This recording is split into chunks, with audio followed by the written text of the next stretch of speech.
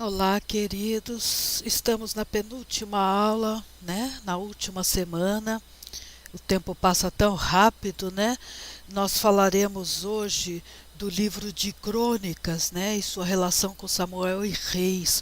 Então, eu quero que vocês entendam que Crônicas não simplesmente não repete o que está em Samuel e Reis, embora possa às vezes relatar coisas similares ou do mesma época ou dos mesmos reis, né, dos mesmos monarcas, mas a perspectiva é diferente, né? Nós veremos dois slides que vão esclarecer justamente essa parte aqui do título da aula, a relação do livro de Crônicas com Samuel e Reis, tá? Vocês sabem que o livro de Crônicas também foi, originalmente era um livro só, era um único volume, tá? Ele não eram dois volumes. O texto foi dividido em dois livros só quando o original hebraico, né, foi traduzido para o grego, naquela famosa tradução que eu já comentei com vocês, a Septuaginta, né? Aqui, queridos, como nós já estamos chegando ao fim do curso, eu resolvi colocar um slide que eu achei bastante didático e fácil de visualizar, né? Que é para vocês relembrarem todo o percurso que nós fizemos até aqui, né? Nós já estamos aqui, olha, onde está essa flecha, né? Nós já estamos no pós-exílio, porque o livro ele foi escrito justamente para dar uma esperança ao presente. É uma recordação, vocês vão ver lá no livro base de vocês, que o primeiro item que ele destaca é uma recordação do passado para dar esperança no presente, né? Não se esqueçam que você tinha tido exílio, né? E aí os primeiros exilados retornam a Jerusalém. Lembra a reconstrução do templo, dos muros de Jerusalém, né? E você tem a época aí depois disso já Esdras, Neemias e Crônicas, né? A Crônicas vem depois de Esdras na Bíblia hebraica, tá? Vem depois de Esdras e Neemias, né? Isto pode sugerir, pela ordem em que ele aparece, que a aceitação no cânon hebraico se deu numa data posterior do próprio Esdras e Neemias, ou tenha sido considerado até mesmo um apêndice desses dois livros, porque há alguns aceitação de uma posição de que Crônicas teria sido escrito por Esdras, né? Nós veremos isso. Então vocês viram que tem todos aqueles períodos. Eu passei só esse slide para vocês verem aqui a indicação de dois livros. Indicação, não é obrigatório, não é nada, mas no momento em português seriam os dois melhores livros que nós temos sobre crônicas, principalmente o Richard Pratt. Tá? É um livro excelente, é um livro pesado de ler, acadêmico. E o primeiro e segunda Crônicas do Selman é um livro já mais acadêmico também, é um livro bom, talvez seja mais adequado ao nível de vocês, tá bom? Ok, queridos. Só retomando essa cronologia. Isto daqui é o que nós passamos até agora, né? Porque como nós pegamos os livros históricos, nós pegamos praticamente todo o que os períodos da história de Israel bíblico, né? Então, o pré-patriarcal, o período patriarcal já foi conversado. O patriarcal eu não dividi em patriarcal e mosaico, mas é uma divisão válida, né? Mosaico porque quando começam os relatos, né? Em cujo principal personagem é Moisés, né? Embora os costumes vocês possam colocar sem problema nenhum dentro da classificação de sociedade patriarcal, né? E aí aqui o período pré-monárquico, ou seja, antes da monarquia. Então vocês têm o que? Os juízes, né? Vocês têm o período da conquista, depois você tem juízes, né? Onde ele destaca aqui os principais juízes, né? O slide, sendo que Samuel é o último, considerado o primeiro dos profetas e o último dos juízes, nós já falamos disso. Depois, no livro de Reis, nós falamos da monarquia unida, Saul, Davi e Salomão. Logo depois você tem a divisão do reino, logo depois da morte de Salomão, né? Aí você tem, antes da queda do Reino do Sul aqui, você tem a queda do Reino do Norte em 722, pelo Império Assírio, e depois você tem a queda do Reino do Sul em 586, pelo Império Babilônico, né? Então, esse slide ele é muito sucinto, evidente, mas visualmente você está vendo aqui toda a história de Israel bíblico, tá bom? E aí os dois livros, né, que eu já indiquei para vocês. Então agora a gente pode começar propriamente a entrar nesse raio-x, né? Nessa leitura tão rápida, infelizmente, mas geral e necessária, né? Para se estudar o livro de Crônicas.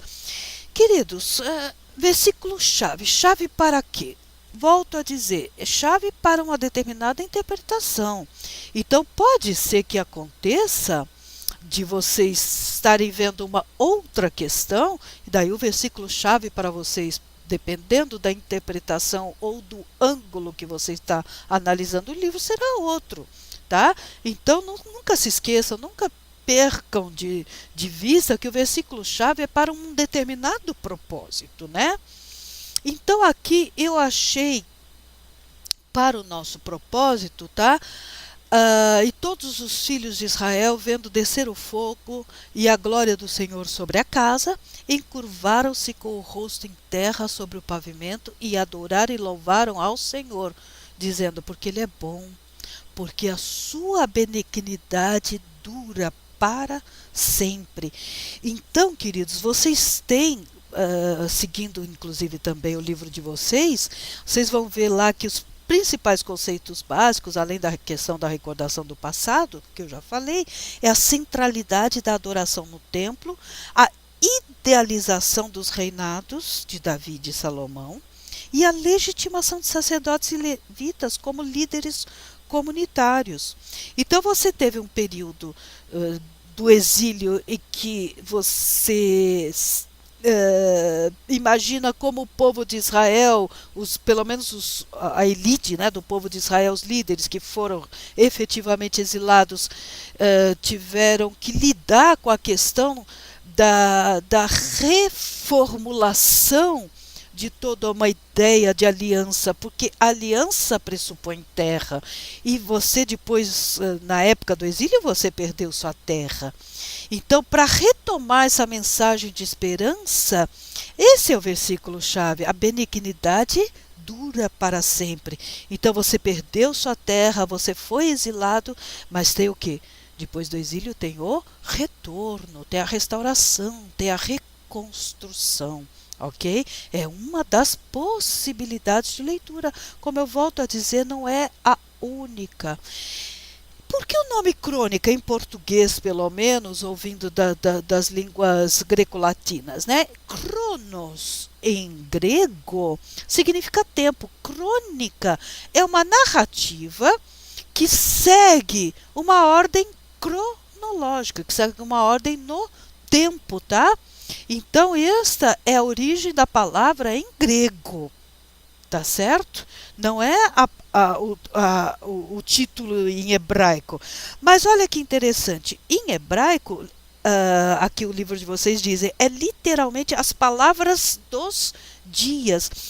Quando vocês às vezes pegam um livro de crônicas, são pequenos textos que vão contando relatos geralmente ocorridos dentro de um período curto de tempo.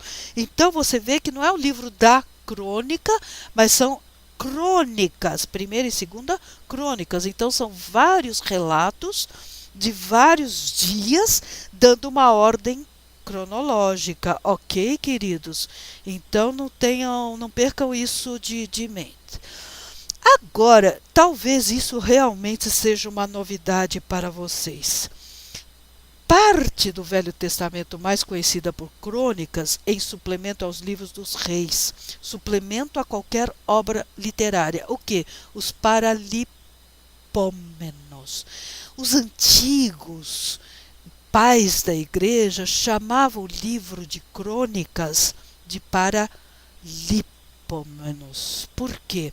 Porque Pará é ao lado daquilo que foi deixado para trás. Então, como tem um momento em que o próprio livro de crônicas diz que será relatado aquilo que não foi dito ainda, ou seja, que vai ser relatado aquelas coisas que foram omitidas, muitos teólogos e pais da igreja conheciam o livro de crônicas por este nome aqui, Paralípomenos, tá bom? Isso é só mais uma curiosidade e poucos livros citam esse nome e é interessante que vocês conheçam, tá certo? E saibam o porquê do nome, tá certo? Muito bem, vamos lá. Vamos começar agora efetivamente a uma introdução, né? Então, o cronista registra a história do povo de Israel na monarquia unida, tá? Mas ele começa desde Adão até Davi com foco na aliança de Javé com o povo hebreu, com atenção especial nos patriarcas. Ainda na monarquia unida, o autor de crônicas destaca os acontecimentos ligados à Arca da Aliança, ao templo construído por Salomão. E durante a monarquia dividida, os relatos de crônicas, olha, praticamente desprezam o reino do norte. Daí eles falam só do reino do sul, ou seja, do reino de Judá. Ok? Então veja, você já tem uma intenção e uma diferença em relação ao livro de Samuel e Reis, né? Particularmente Reis, evidentemente, tá? Em que você tem concomitantemente no livro de Reis a história do reino do norte e do reino do sul.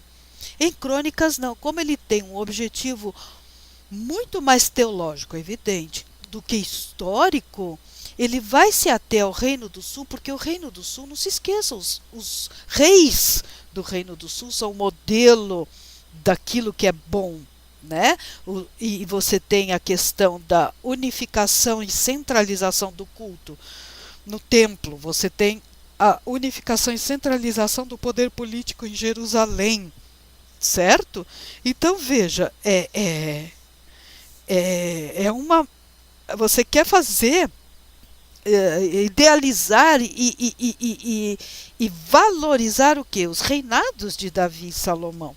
Tá? Então você tem uma intenção claramente teológica e para esse engrandecimento da visão do reinado de Davi e de Salomão, há um desprezo e se ignora o reino do norte, tá? Isso é muito interessante e observem, isso já começa a ser uma diferença em relação ao livro de Reis, por exemplo, tá? E aí, aquilo que eu já falei, o nome do livro em hebraico, tirado dos primeiros versículos, é As Palavras dos Dias. E seu nome Crônicas vem da sugestão abreviada de Jerônimo, que o chamou de Crônica de toda a história divina. Tá? E daí a palavra em si, crônica, vem do grego, como eu expliquei. Olha, então vamos começar a montar a segunda parte do título da aula. Qual é a relação de crônicas com Samuel, Reis e tudo. As crônicas tratam do mesmo assunto e história de Samuel e Reis, mas não é uma simples repetição da mesma. Em Samuel e Reis, a ênfase é o trono de Israel, mas na Crônicas a ênfase é o templo em Jerusalém. Tá? Quando eu falo trono de Israel, estou falando de Israel unido aqui, hein, queridos? Não vão confundir com o reino do norte. Lembram que eu já expliquei para vocês que esse nome Israel vocês têm que ter em mente exatamente qual unidade política que ele está se referindo. Então, nós estamos falando ainda, se eu estou falando que a idealização dos reinados de Davi e Salomão, então Israel é a entidade completa, quando ainda não foi dividido em reino do norte e reino do sul. Então, a ênfase é no trono, ou seja, em Davi e Salomão. A ênfase em Samuel e Reis, né? Em Crônicas, a ênfase não é no rei, sim, no trono do rei, mas é no templo. Ou seja, muito mais teológica. Então não esqueçam disso, tá bom? Não se esqueçam disso. Ok, eu achei esse slide também e aí eu aproveitei, tá? Dei aqui a fonte, eu achei bastante, olha, Crônicas em contraste com Samuel e Reis. Mais uma outra visão, tá? Além daquela que eu falei, ela apresenta o ponto de vista sacerdotal em vez do profético. Há muitas referências aos sacerdotes. Olhe lá no livro de vocês, na página 273, quem comprou o livro Panorama do Antigo Testamento, a última, vamos dizer assim, a última conceito básico da listinha de introdução ali do livro de Crônicas é justamente o quê? A legitimação dos sacerdotes e levitas como líderes comunitários. Então há muitas referências aos sacerdotes e levitas, enquanto os ministérios dos grandes profetas Elias e Eliseu são raramente mencionados. Então há uma grande ênfase na questão sacerdotal e menos na questão profética, tá certo? O enfoque nacional é em Judá e não em Israel, já foi dito isso, né? Sucessos militares são sempre determinados pelo relacionamento com o Senhor, com Deus.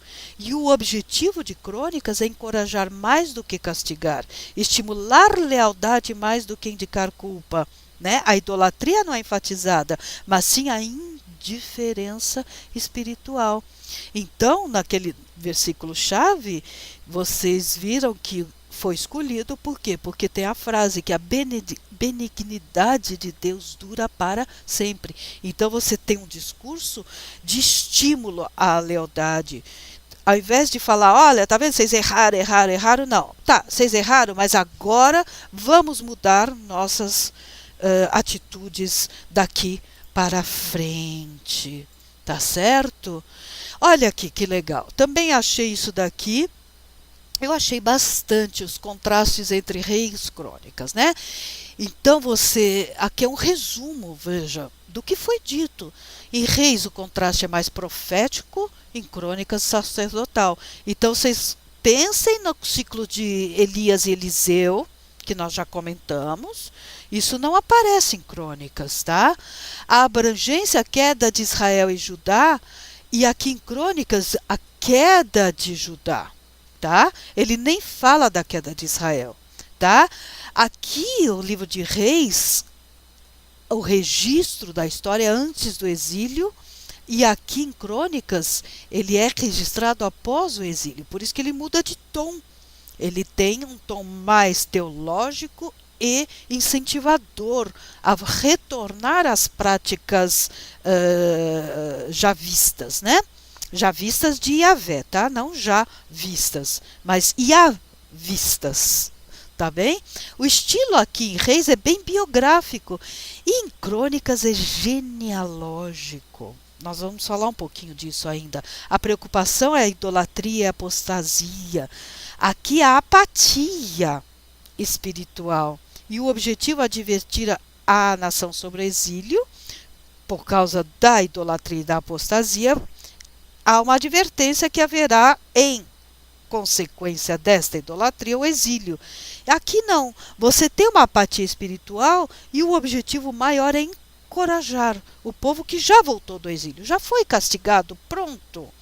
Tá? Então não vamos mais falar de castigo, vamos falar de reconstrução, reconstrução em todos os sentidos, uma reconstrução da visão teológica, a reconstrução do templo, dos muros de Jerusalém, da comunidade, tá? E esta reconstrução se dará em torno da liderança dos sacerdotes, tá certo? Essa é a visão principal de Crônica. E como a gente não pode deixar faltar, né, autoria e data, né, que faz parte dessa nossa leitura introdutória, né, houve tempo, sim, que os estudiosos consideravam Crônicas uma obra de Esdras, que Esdras teria sido o autor tanto de Esdras e Neemias como do livro de Crônicas, tá? E isso ainda se mantém na tradição hebraica, embora atualmente essa teoria não encontre mais adeptos. Entretanto, a maioria dos eruditos concordam quanto à data de sua produção em torno dos anos 400. Ou seja, não foi Esdras que escreveu, mas na época de Esdras, tá? E um pouco depois da própria composição do livro de Esdras e Neemias, e umas 100 anos mais ou menos depois do profeta Malaquias. Qual é a importância aqui do profeta Malaquias? É o último profeta. Lembram disso? Da Bíblia hebraica, né? Então vejam vocês. A data provável está aí nos anos 400, tá? E por que foi dito lá no passado e pela tradição que foi Esdras que teria escrito crônicas? Porque os dois versículos finais de segunda Crônicas são iguais aos primeiros dois versículos de Esdras. E segunda Crônicas termina no meio de uma sentença que é concluída em Esdras 1:3. Então, isto que levou a se pensar na mesma autoria, tá? Foi este o motivo. Mas hoje, com outros tipos de estudos e análises, isso não se sustenta. Tá? Você tem realmente o livro de crônicas um pouco posterior, tá bom? E aí você tem as fontes que foram utilizadas, né, além de Samuel e Reis, que foram utilizadas pelo autor de crônicas. Olha, registros genealógicos, cartas e documentos oficiais. Esse é um slide para vocês pararem e irem lá consultar. Poemas, orações, discursos, cânticos, registros históricos, comentários sobre os livros dos reis, literatura profética primitiva, como os registros de Samuel, Natã e Gade. Tá? Literatura profética posterior, como Aías, Ido, Semaías, Geu e Isaías. Tá? Então você percebe que o livro de crônicas, ele é um livro que usa muitas fontes, e isso é deixado claro no próprio texto, na própria forma de encarar o texto, ok? E a estrutura do livro. Falar em estrutura, queridos, eu corrigi os slides de Reis, que eu tinha errado lá naquela parte da divisão, né, da estrutura do livro, e já passei para o pastor Paulo, tá bom? Ok, a estrutura do livro de crônicas, né, pode ser dividido literariamente da seguinte forma: genealogia desde Adão até os exilados que retornaram. Depois, a monarquia unida de Davi e Salomão. Olha, gente, 1 Crônicas 10 a 2 Crônicas 9. É o centro. Vocês estão percebendo? É todo o centrão, né? Depois, a monarquia dividida de Judá, tá? Mas não fala do reino de Israel, percebe? Fala sim da monarquia dividida, mas se concentra em Judá.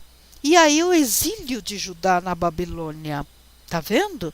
Então, essa é uma grande divisão. E como nós temos feito, sempre que seja pertinente, né, nós veremos uma estrutura um pouco mais detalhada, por exemplo, de primeira e depois da segunda Crônicas. Então, um slide para a estrutura de primeira Crônicas e outro slide para a segunda Crônicas.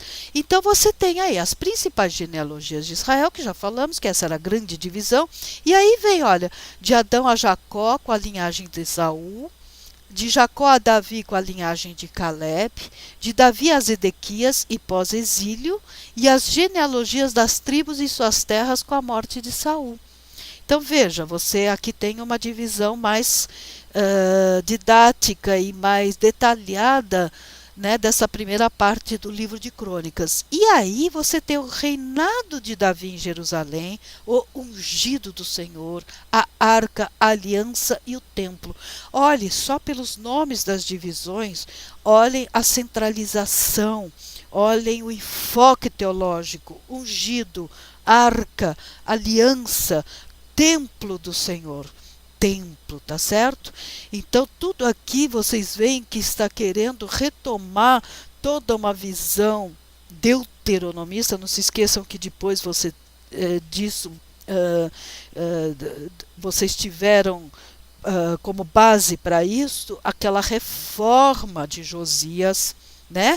E nós sabemos com quase certeza que o livro encontrado por Josias era o livro de Deuteronômio, né? Então você tem um enfoque muito forte do que a gente pode chamar de visão deuteronomista, tá? Então está aqui, essas palavras, elas estão realmente ligadas, olha, à questão teológica, muito mais que a questão histórica de Davi. Vocês estão percebendo? E aí começa o livro de 2 Crônicas, mas que é continuação, que originalmente vocês sabem que é um livro só, né? Aí os 40 anos do reinado de Salomão, né? Os primeiros anos, depois Salomão edifica o templo. Tá vendo? E Salomão em toda a sua glória e a morte dele. Então vejam, edifica o templo.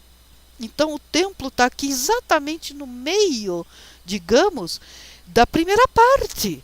Então essa divisão também, queridos, literária, ela tem um significado em si. Vejam, você tem A, B, C. O que é o B? O meio, o recheio. É o templo. O recheio o quê? Narrativo, tudo bem. Mas é o templo.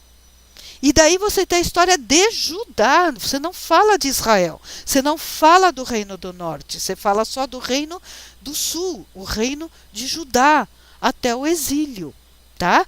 E aí você tem a divisão do Reino Unido, os 20 reis de Judá. Você não fala dos reis de Israel. Por quê? Porque os reis de Judá, eles se encaixam na visão teológica ao modelo davídico, ao modelo de Davi. Eles foram bons como Davi. Eles não foram maus como, lembram? Jeroboão. Tá certo? Então o modelo, não só literário, mas o modelo moral e teológico é o rei Davi. Tá? Então é citado somente quem? Os reis de Judá. E aí sim, a deportação para a Babilônia com o decreto de Ciro. Tá? Então vocês veem que tem uma estrutura muito mais teológica do que histórica. Tá certo? Muito mais teológica a estrutura narrativa, a preocupação do autor, do que uma preocupação histórica e de contar os feitos em si dos próprios reis, tá? Então, olha lá, vamos ver. Com relação ao seu propósito e conteúdo, o livro de Crônicas abrange os seguintes temas. Olha, a recordação do passado para a esperança no presente. A centralidade na adoração do templo. Os reinados de Davi e Salomão como o quê? Ideais da aliança. E autenticar a liderança dos sacerdotes e levitas. Esse slide, se vocês forem lá na página do livro base de vocês, ele está muito parecido com o que está escrito ali na página 273. Porque não temos como fugir disso. Não temos como fugir da questão da liderança dos sacerdotes e Davi e Salomão como ideais de aliança e ideais morais dos reis do Reino do Sul. Esses ideais devem ser seguidos por esses reis, ok? E agora, antes de terminar, né, essa breve, né, gente, introdução ao livro de Crônicas, mas breve, mas necessária, tá? Eu gostaria de dizer para vocês uma curiosidade, em que vocês vão a questão da genealogia, que eu comecei lá, no começo lá, você tem do capítulo 1 ao 9, né? Você vê que é muito longo, 9 capítulos, né? De genealogias. Então a curiosidade é que são as mais longas genealogias das escrituras. Começam no capítulo 1 e só terminam no capítulo 9. Então, quem não vai mais para frente acaba desistindo da leitura do livro de Crônicas, achando chatérrimo. É lógico que não é agradável ficar lendo genealogia, né? Mas aí qualquer coisa para que vocês consigam vencer este livro e tentar ler, comecem depois da genealogia, né? Embora essa genealogia tenha uma grande, importantíssima função teológica, tá? Esses registros genealógicos, eles são importantes porque eles rastreiam a herança de fé do ponto de vista da aliança, desde Adão até Davi, com atenção especial nos patriarcas e nos 12 filhos de Jacó. Tá? Então, olha, aqui diz no livro de vocês, a história relatada em Crônicas começa com a monarquia unida no final do reinado de Saul e termina com o cativeiro de Judá na Babilônia. Mas os 9 primeiros capítulos vão desde Adão até, eu estou pensando em Abraão, né, gente? Não é possível. Vão desde Adão até Davi. Então, como forma o quê? De herança de fé, né? De aliança, de conectar o que vem depois, a história, né? Do final do reinado de Saul, né? Conectar com esta aliança. Por isso que você tem uma grande diferença, pelo menos do ponto de vista dos propósitos, quanto ao livro de Reis, por exemplo. Tá? É isso. O cronista destacou a realeza de Davi para transmitir a importância do templo, enquanto o sucesso de Salomão estava diretamente ligado à adoração adequada a Deus. Tá? O novo êxodo e a restauração da comunidade hebraica previsto pelos profetas só poderia se realizar quando Jerusalém pós-exílica imitasse o modelo antigo de fidelidade e obediência na adoração e no serviço a Deus dos exércitos. É assim que fala no livro de vocês. Né? Porque Deus dos exércitos, né? Porque é um Deus que lutou ao lado, né, do seu povo. Então vejam, o mais importante é que vocês percebam no livro de Crônicas que vocês têm uma diferença em relação ao livro de Samuel e Reis, principalmente, né, no sentido da questão teológica, né? Então é isso, queridos. Não foi uma aula muito longa. A próxima aula será um pouquinho mais longa, será um pouquinho, nós falaremos de Esdras, Neemias e Ester, né? E aí fecharemos essa primeira parte da Bíblia hebraica, da Bíblia cristã, né? Porque a Bíblia hebraica ela não entraria o livro de Ester, né? Vocês sabem disso, e nem o de Crônicas, né? Então vocês, não nesta parte de livros históricos, tá, queridos? Ele entra em outro que a gente chama dos escritos, né? Então é uma divisão diferente, tá? Então, queridos, até a próxima aula, preparem-se bem, tá bom? E não se esqueçam de ver lá o slide corrigido. Eu acredito que o pastor Paulo coloque para vocês, porque eu tinha errado um pouco ali na divisão das datas e dos capítulos, né, do livro de Reis. Agora está certinho para vocês poderem consultar, ok? Muito obrigada, até a próxima aula.